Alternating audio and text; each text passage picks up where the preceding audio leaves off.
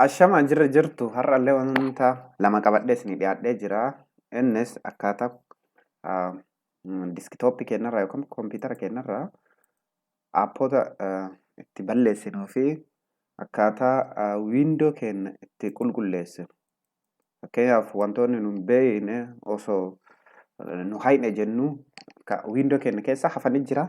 Sanniin immoo akkaataa itti waliin qulqulleessinu isin agarsiisa.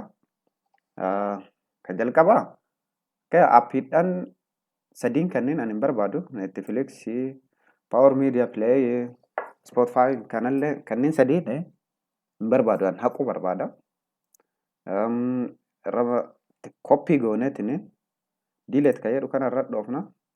Amma recycle bin ta'ettu kana seene achi keessa seena. As keessa seenallee haqa. Diileet jedhaani. Hunda isaatu iyyuu koppii eega godheen booda jechuudha. Yes jedhaani as keessa amma akkanatti haqamee jira. Garuu kompiitara keenya keessaan haqamne aappiidhaan kunniin dhima jiran.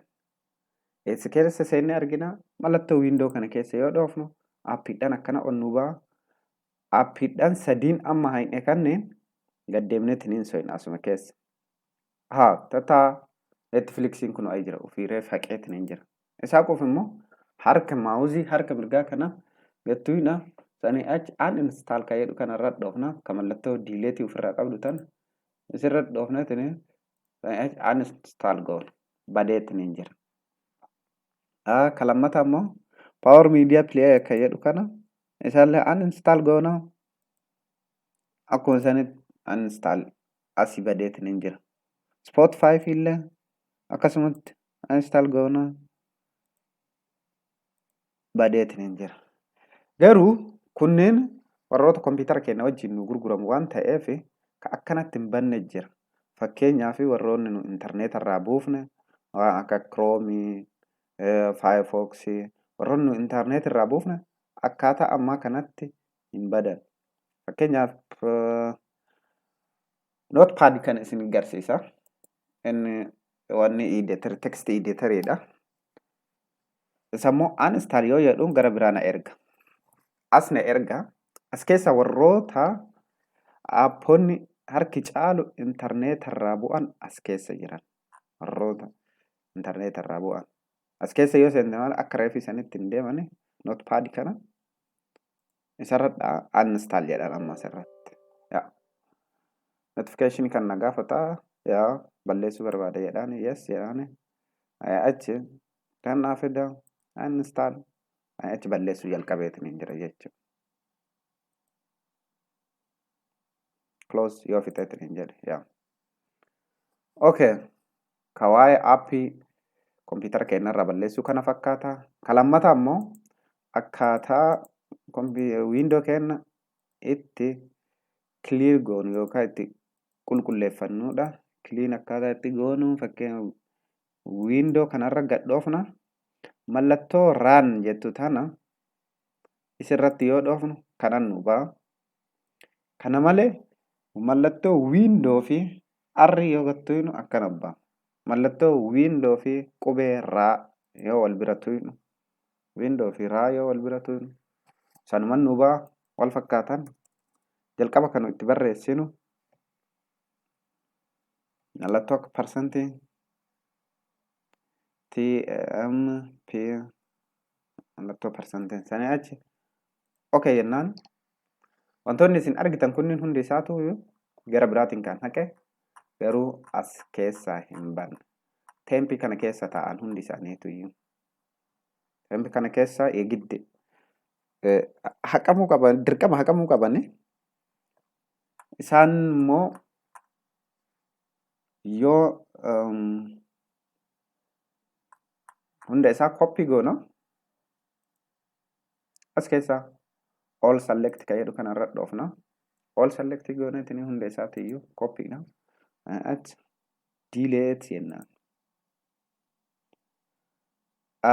Ka kompiitarri hin wanni gariin daataan gariin as keessa dirqama hafuu qabanii jira. Isaan amma boksii tana right gooneetiin skip jennaan haa hafanii kuuwwan keessatti.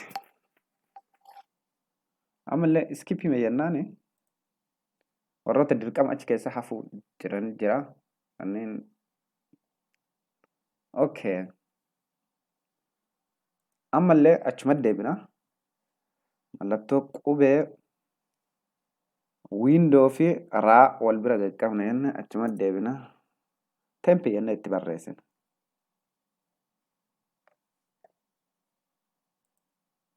Achi haala asiin hafeetti ni jira. Akkuma reefi select goonaa hunda isaatiiyyuu. Delete.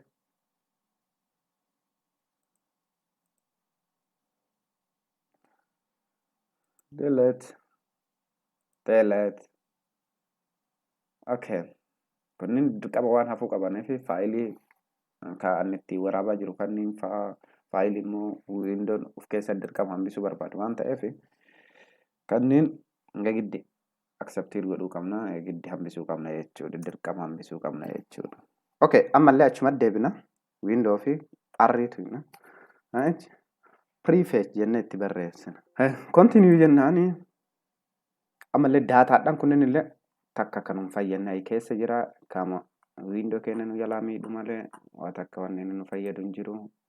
Hunda isaa select goonaa delete.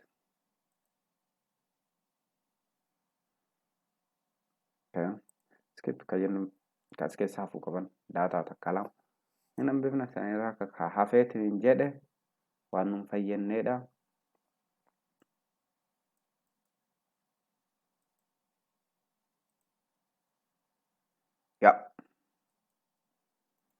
Okay.